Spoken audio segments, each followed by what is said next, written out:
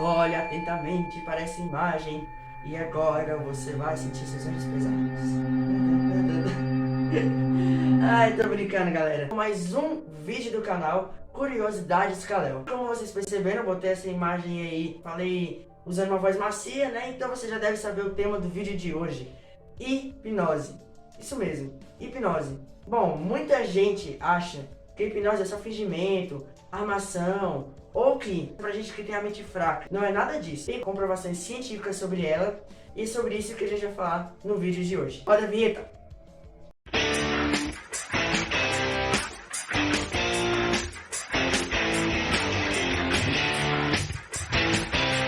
Pro vídeo de hoje, eu vou começar falando sobre a história da hipnose e como ela funciona. Para começar a nossa história, vamos ter que viajar lá para o século XVIII e encontrar com o estudante de doutorado da Universidade de Viena, Franz Anton Mesmer.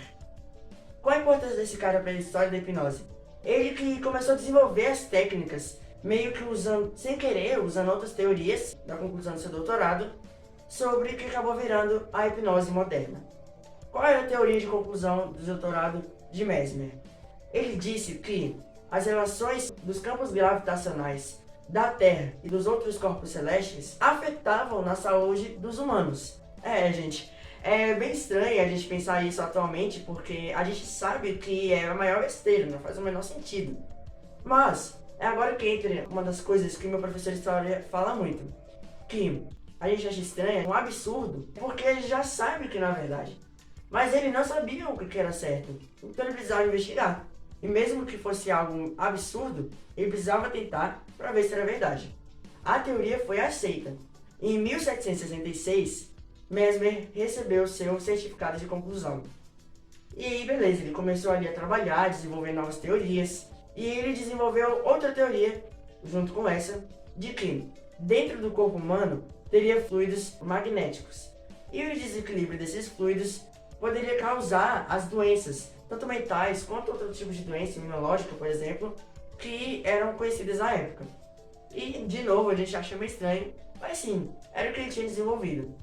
E para poder colocar essas coisas em equilíbrio de novo, ele começou a desenvolver técnicas que se assemelham muito à hipnose moderna, de pedir para a pessoa se concentrar em alguma coisa, fazer com que ela faça, dar sugestões pós-hipnóticas para ela, enfim, acabou que Mesmer foi expulso de Viena. Por quê? As coisas deles eram absurdas? Não, na verdade, foi outra coisa que fez ele ser expulso. Mesmer não conseguiu curar uma paciente com cegueira nervosa. E acabou que ele foi expulso de lá, né, da clínica onde ele trabalhava. Para onde ele foi? Para Paris.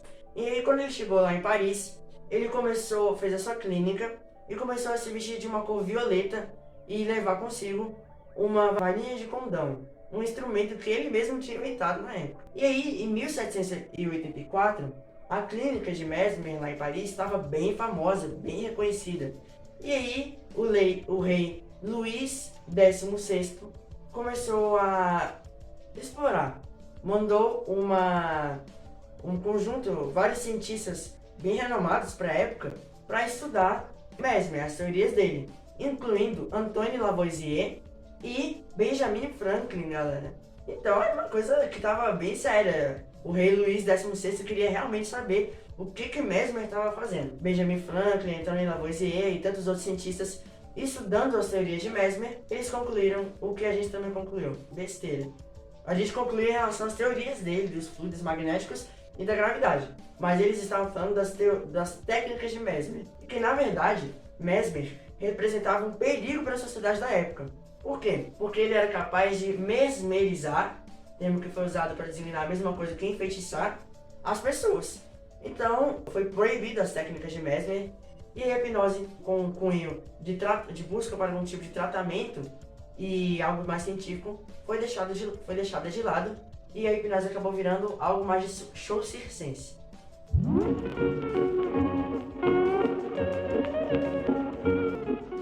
Quando foi o retorno da hipnose ao tema mais científico? Foi no século seguinte, quase 100 anos depois, em 1843, James Braid resolveu trazer de novo a hipnose para algo mais aprofundado.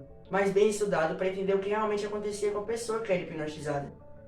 E aí, ele que deu o nome hipnose, que veio de Hipnos, uma deusa grega do sono.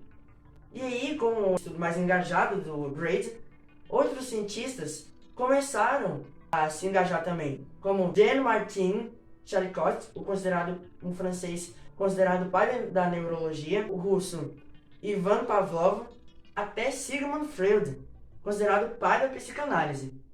Não era muito aceito pela ciência a hipnose ainda na época. Isso só foi acontecer, a aceitação pela ciência da existência da hipnose, lá um século depois de novo, em 1997, lá com um psicólogo americano, Henry Zechman. É um nome diferente, né? Henry Zechman. E aí, o que ele fez? Ele fez um teste, fez a experimentação, né? Faz parte do método científico. Fez um teste com 8 voluntários. Ele começou a mostrar para esses voluntários que estavam de olhos vendados a gravação. O homem não fala muito, mas quando ele fala, vale a pena ouvi-lo. Zechman pediu para que os voluntários imaginassem que estavam ouvindo a gravação. Eles imaginaram, beleza. E por último, Zechman hipnotizou todos os voluntários e falou que ia tocar a gravação de novo, né? Ia dar play na gravação. Só que ele não fez isso. Passou o tempo que seria a gravação, as pessoas que foram hipnotizadas disseram que ouviram a gravação. Ou seja, eles tiveram uma alucinação auditiva, né? Eles ouviram alguma coisa que não estava sendo... que não existia. Zechman, em 1997, tinha aparelhos mais avançados para poder ver a atividade cerebral dessas pessoas. E ele percebeu que, durante quando as pessoas estavam ouvindo a gravação, e quando as pessoas estavam hipnotizadas, e supostamente ouvindo, né, não estavam tendo, a gravação não estava sendo tocada, a atividade cerebral era idêntica. Já quando as pessoas estavam imaginando a gravação, a atividade cerebral era diferente. E aí foram feitos outros estudos mais aprofundados, com outros voluntários, com outras situações que comprovaram. A hipnose existe, ela tem um efeito sobre o cérebro característico, ela não é fingimento e ela pode ser usada como tratamento para certas coisas. A gente agora fica com aquela pergunta na cabeça. Nossa, então se a hipnose existe, não é fingimento, e tem um efeito característico sobre o cérebro, que efeito é esse? Como é que funciona? O que acontece quando a pessoa está sendo hipnotizada? É o que a gente vai falar agora. Bom, agora é a minha parte preferida, na verdade, porque é aquela parte que eu vou explicar. Na verdade, quando eu pesquisei sobre hipnose, eu queria mais saber o que acontecia com a pessoa quando ela estava sendo hipnotizada.